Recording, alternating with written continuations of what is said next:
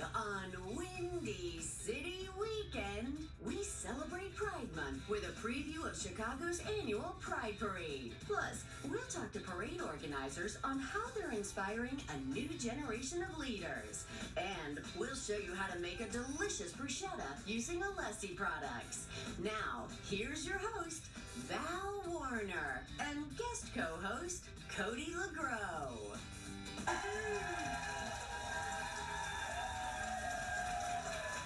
Welcome to Windy City Weekend. It is Friday, June 26th.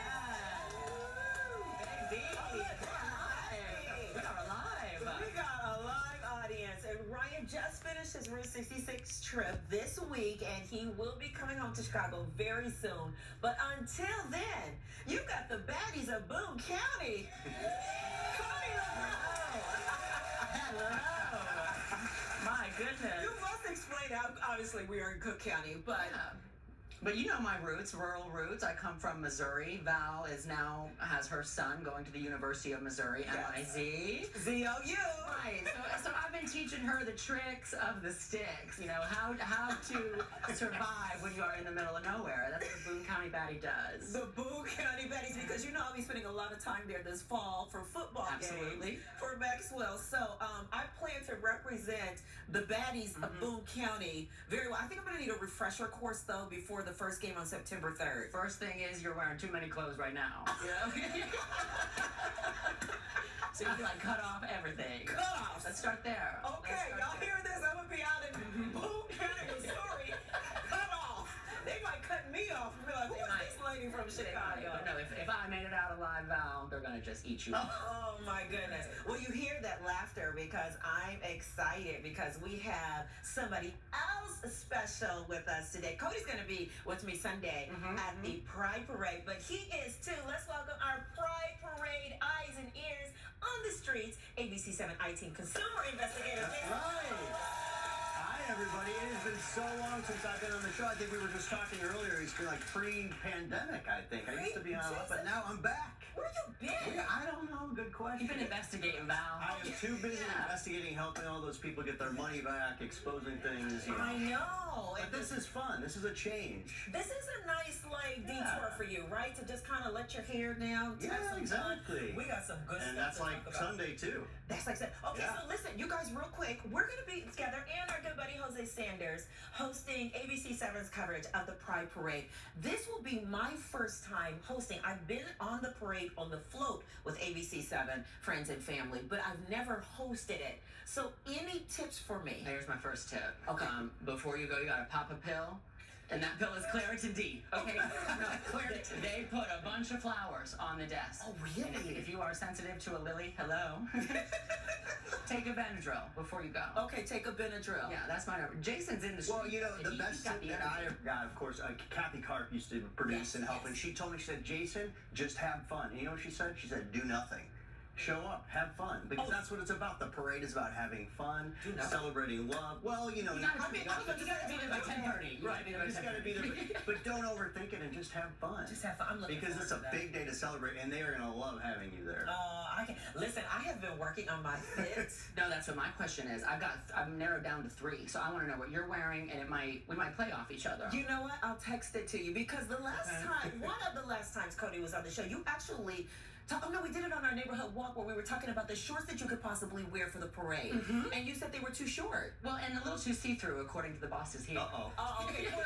Well, do we get to hear a little bit more about your outfit? Well, it's colorful. Okay. It's very colorful. Is it surprise? It's a surprise. I think I'm gonna keep it a surprise. Okay. It's knit. It's fun. It's got the back out. Oh. Okay, well, That's not coming. Here's my buzzwords. 90s, Christy Turlington, black and gold. Oh. Okay. What Okay, I can't beat that or top that, but I'm gonna look good. Yeah. I'm a little basic, but Good is great, I have a Jason. nice solid blue fun shirt for it's also like it's really tricky to dress for it because you don't know what the weather's gonna be like. You don't want to wear black because it's too hot. Yeah. And it's a little tricky. You need sometimes you have to have layers. And once I remember it rained, it poured on us. So And the mayor was white in white t-shirt. Yeah. I put in a little request to our Avoid the weather white department to try to keep that rain out of our way for the coverage. But listen, we got some hot topics to talk about. Okay, so apparently there's a new trend when it comes to dating, like first dates, right? So this is according to Business Insider. A Business Insider reporter decided to test the growing dating trend, and they found that instead of going to a coffee shop for a first date, they're suggesting maybe your first date should be something like High Rocks. And if you're not familiar with High Rocks, it is a very intense fitness competition. Have you guys ever heard of High Rocks before? Nobody in this audience? Okay, I mean, you're pushing a sled, you're throwing a ball up, you're doing jump squats, and in between each one, you're running a mile. Whatever happened to a walk on the beach? Dinner and a movie. I That's where like I'm at. this. I like it, but here's why I like What it. about maybe not a High Rocks, but just maybe a first date at the gym? Well, and that's a good idea too, but here's why I like it. I feel like you're really stripped down, you're vulnerable, and if someone doesn't like you there, sweating and looking like that, I mean, that's it. You're showing them everything, right? That's a very good So, and I think reason. people are really craving this human connection, and they don't want to be wasting time on apps. I think a lot of times people are on apps and they're going back and forth, swiping.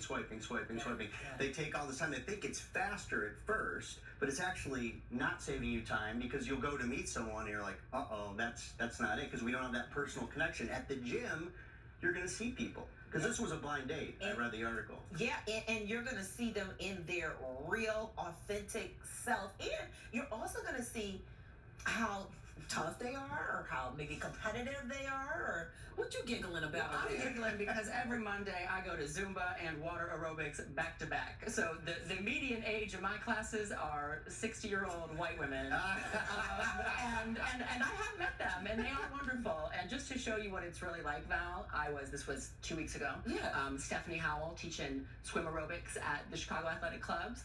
An old woman in class comes up to me afterwards. She grabs my hands like this, and she goes, "I want to thank you for bringing the masculine energy to class today." Oh, gosh. Who are you talking to? So I literally look at her. I've never heard this before in my life, but I'm so excited to hear it. So I'm like, "Baby, I'm gonna come back every week." That reminds me, I would go to Solid Core a lot. It's a great workout, along with Barry's. I like that too. But Solid Core is interesting because it's me and a bunch of 22 or 23-year-old women, and they're like, "What is this guy doing in here?" I'll let you just from there. Okay. Of course, if I was in a class like Solid Core, I would never get a date. I know I'd be struggling. Oh my goodness. Okay, so listen, before we take this break, don't forget to join all three of us, as we mentioned, plus Jose Sanders and our friend Kim Hunt this Sunday for the 55th annual Chicago Pride Parade. There's the information on your screen. The fun and festivities will kick off at 11 a.m. and you can watch it all right here on ABC7 and at abc7chicago.com and wherever you stream. So we're going to take a quick little break right here, but we got more host chat coming up right after this. Oh my goodness. All right, everybody, welcome back. While we were gone, our friends over at Yardbird Chicago decided to pop up and surprise us with a full spread of their delicious menu. It smells delicious. Wow. Stomach is rumbling. It is all in celebration of National Fried Chicken Day coming up on July 6th and the Battle of the Birds annual cooking competition that unveiled a brand new item, the Honey Sriracha Waffle Sandwich. Oh my goodness. Right here. Oh yeah, I'll give you some Barker's Beauties on the hand. Look at that. That's a waffle. That looks delicious. And honey sriracha chicken and an egg on top? That's a protein. I mean, that's worth the calories, I'd say, right? It's got protein I'm sure too, it's right? yeah, it It's looks double really protein, good. the chicken underneath the fried. Eggs and waffle for carbs. Yeah, there you go. Stay energized. Man, and look at this complete spread here. So listen, Yardbird wanted to make sure that our audience wasn't left out. So everyone is walking away with a complimentary dessert coupon to get yourself a sweet treat from Yardbird. And Cody, I understand Yardbird coupon is not all that they're going to walk away with today. That is true, Val. You know, I also work with Hilton, the world's best workplace. So today I rolled up with the Waldorf Astoria Chicago, a Hilton property, and they have something called the Clico Courtyard, and they brought the biggest bottle of champagne I have ever seen. But it's empty. But it's empty because we can go fill it up at the Waldorf Astoria Chicago. And you're going to fill it up and use it for the parade. Absolutely, Jason. So they have a transforming the hotel's French-inspired oasis into a coveted seasonal experience. The limited time activation invites guests to indulge in a 75-minute endless champagne happy hour paired with artisanal charcuterie and live music, all set within the lush courtyard's European-inspired surroundings. The Waldorf Astoria is giving one lucky audience member and their plus one a chance to enjoy this experience this summer. All right, let's go. Okay, so it's one. So Cody, since you brought this, I'll let you pull. Okay. All right, we'll pick a good one. Oh, now y'all love Cody. Yeah. This is number 77. Oh, yes. Congratulations. And a huge thank you to the Waldorf Astoria Chicago for this very special offer. Okay, so listen, do you guys want any snacks while we get into this next topic? How many of you all have seen Love Island Chicago? Anybody in this audience watches Love Island Chicago? Okay, a couple of you. So my daughter Zoe watches Love Island Chicago, so that's how I am familiar with What does this. she think of it? She loves the show. Like she sounds like I gotta go. Love Island is on. So anyway, She around this weekend? no, she's not. I'm actually proud Mama Moma. She's going to cover the BET Awards. Not cover it, but work there. Oh, Right? that's better than the dating event. Yeah. So anyway, I think I need to defer to you because you watch the show and you know a little bit more about this than I do. But Totally. a Love Island type event is happening in Chicago today. It's happening in Chicago tonight. Tonight. So it's like, you know, the concept of Love Island. No, tell us. Well, it's a bunch of hot people end up on an island together and see if they like each other. So someone has co-opted that and Love Island in Chicago. So it's called a chaotic singles party.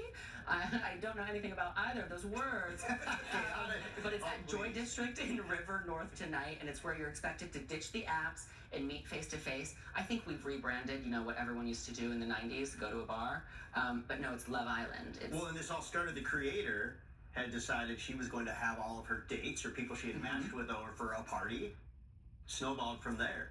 And now they're having these parties in 12 different cities all over the place. So it's an interesting concept. I guess what's the difference, though, between that and just going to the bars, right? Would you? But I guess everybody is there like with the intent Right. of like hooking up. Like Right. And you know they said you have to be single to go. you have to be single. So that's the rule. I'm curious here in Chicago. Like, yeah, I know you gotta be 21 and over, and you gotta be single to attend. And like you said, it's in the Joy District. But like my age group girlfriends, because I got some single girlfriends who are like, you know, mature. We call them mature. I just don't know if I would want to be in a room with everyone I've matched with. Why? Yeah, Maybe I was about to say, you need to rethink this because that could actually be a lot of fun. You know, you could eventually like start kind of like pitting them against each other. Like, you know, I was really kind of like make them compete. Okay. It might be awkward, but yeah, you can have fun with it for sure. Okay. Well, see you at Joy District. Or how about this? The resurgence of the mall. Do you guys remember back in the 80s and 90s, it was cool to hang out at the mall? Now Gen Z has decided that they're done with online shopping. They want the social and the fun experience of actually hanging out at the malls. Like that was, when I was in high school, I graduated high school in 1992. Like it was the thing. What? Yeah. I mean, that's what all we did. We went to the mall. We just hung out at the mall. Oh, I was celebrating my first birthday. Val, you and I are the same We are age. no longer back, honey. We're the same age. He's the young one, but we're the same age. We grew up in the mall. I mean, this was like a classic thing you had to do. You'd get lemonade, you'd shop, you'd hang out. Those cookies. Oh my God, the pretzels? cookies, pretzels, and Y'all ever get in trouble by mall security? cookies. I never got in trouble by security. Okay. You know? But we had a lot of fun when we would hang out in the mall. But I guess there's a 57% traffic boost in malls, according to ABC News. Gen Z are going to the mall. They're bringing it back. And so this is good news, too, for a lot of malls that have closed recently, which have, been in the news, unfortunately. But the ones that are out there now, Ford City. We just did that on the news, and we talked. There were 3 women. Two ladies. Oh, Yeah. they were amazing. Unfortunately for them, but They just wanted their pigs. yeah. So anyway, I mean, I guess maybe the malls are coming back. We sure hope so for them, and Yeah. maybe that'll help with the teen takeovers. Oh, that could help. I mean, I think Will it's the giving teens you take over the something. malls? That's what used to happen. Yeah. Those are old school teen Those are old school takeovers. I think people want to be in person. You know, again, I think that's like the theme of our show today, right? People want to have that experience. They Yes. want to be in person. Maybe they're tired of shopping online. Okay, well, listen, I'm not tired of you two ever. I'll see you Sunday, Never. but we're going to end this segment. Thank you so much to Jason for joining us today. We're going to see him Sunday along the parade route, being our eyes and ears of everything that's happening there. Coming up next, though, we're going to speak with community leaders who have made their mark on this year's Pride Parade. We'll be right back.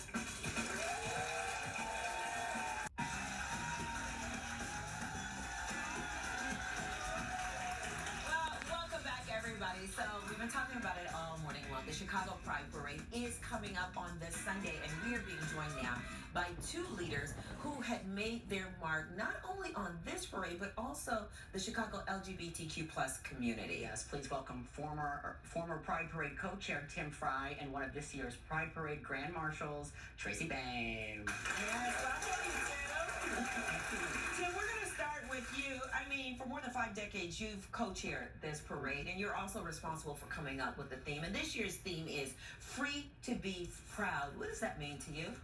Oh, so many things. Tell us, we got time.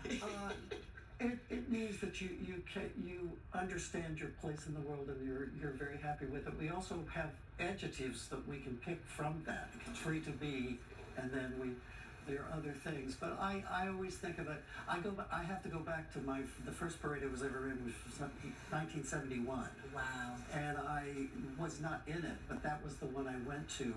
And it made such an impact on me that I came out right then and there. Did you? Like at the parade? Well, yeah, I went back to my apartment where I was sharing with a friend who was straight, and I came out to him and I said, and he said to me, I couldn't believe he said it. He said, "I don't believe I'm going to fix you up with any more women." Well, you're right. But that changed your life. It did. Well, the Pride Parade really does. It has that energy. It's palpable. And Tracy, you're someone who's attended it now for 40 years. But now you're going to be a community grand marshal. So how were you feeling when they took you to take on such a pivotal role? Well, I'm doing it with two friends. Mona Noriega and Yvette Cardona are the other individual grand marshals, so that made it nice and palatable. I've covered it since 1984. And it is a special event, and I often hear people say, why do we need it, right? Why do we need it?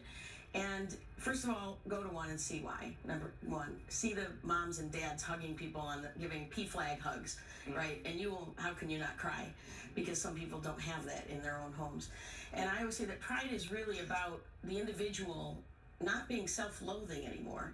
It really isn't about society. It's about really making sure that people have pride in who they are, so they don't hurt other people. A lot of the damage that happens is internalized homophobia and transphobia that manifests in ways that hurt society. So pride is really about that self-worth you have. It can also be a great party, but it's really optional. I don't have to go to the St. Patrick's Day parade if I don't want to, and you don't have to go to Friday if you don't, but you're missing out on a great party. Absolutely. How do you get people to tap into that? What you're talking about, that inward fix, that inward where you're like, you know what, I gotta do this for me. Yeah. Get people to do that through the parade. Well, through the parade and so many other ways, really, a lot of LGBT people, when they grow up, they don't have role models within their own family. If they're lucky, they are. My parents had a lot of gay friends, so I did in the 1970s, knew that was a path. But if you don't grow up with that in your own family, you have to externally find that. It's not taught in schools for the most part, and that stuff's all pulling back. Luckily, we have the internet in ways you can find things. You can find really bad stuff too. So I think the best way is people who are like you that you find. So if you're a black trans woman and you see Laverne Cox on a TV show or movie, that's your role model. Or you have Precious Brady Davis, who's countywide elected official now in Chicago. If I see a lesbian like me that is on TV, right? So that's a part of the process. But pride kind of puts you off the hook of the work. It is just around you. You absorb that. And I always say about protests and prides, the energy you receive, you put that back out in the world in ways you don't even know. The March on Washington in 1987 for gay rights, people came back to Chicago and created incredible things. So it's energy kind of going back and forth. Man, we're out of time already. I know it goes by so fast. Listen, Tim, Tracy, thank you both for coming here and telling us a little bit more just about the impact that it's had on you guys, and hopefully that you've had quite a long impact down through the years, you and your husband. So thank you so much for that. Thank you. All right, coming up next, we're going to show you how to make your very own bruschetta better. With ingredients imported from Italy. Don't go anywhere. This segment was produced with and sponsored by Alessi. Welcome back to Windy City Weekend. The perfect bruschetta topping is easy as finding the Alessi end cap at your local grocery store. Yep, and Chef Andrew at Servant Fresh Market in Chicago's Belmont Cragen neighborhood is going to show us 2 ways to enjoy the classic Italian dish. It's Andrew coming to you live from Cermak Fresh Market on West Diversey. Today we're going to make some great products for the summertime, for appetizers for dinner, homemade tomato bruschetta, stuffing it in mushrooms as well as putting it on toast points, all using Alessi products.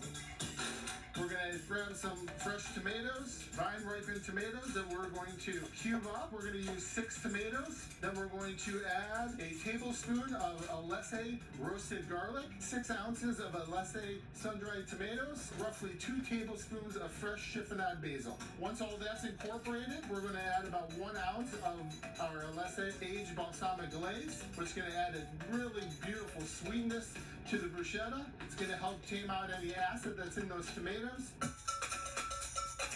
We're going to take our beautiful mushroom caps that we've already hollowed out. We're going to take about 1 ounce of fresh mozzarella cheese, a spoonful of our tomato bruschetta mix. You're going to get a nice, wonderful, earthy flavor coming from the mushrooms with a little mozzarella cheese and the sweetness and the tart of the tomatoes and the balsamic glaze.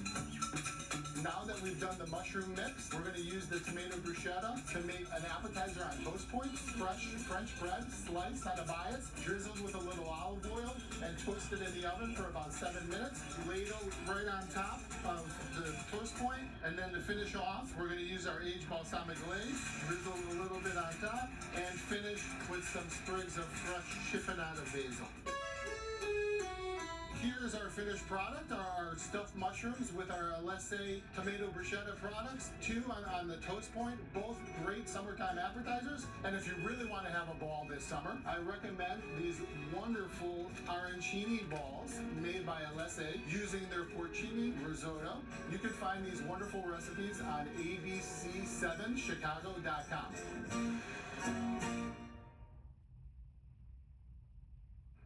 That looks yummy, and that's going to do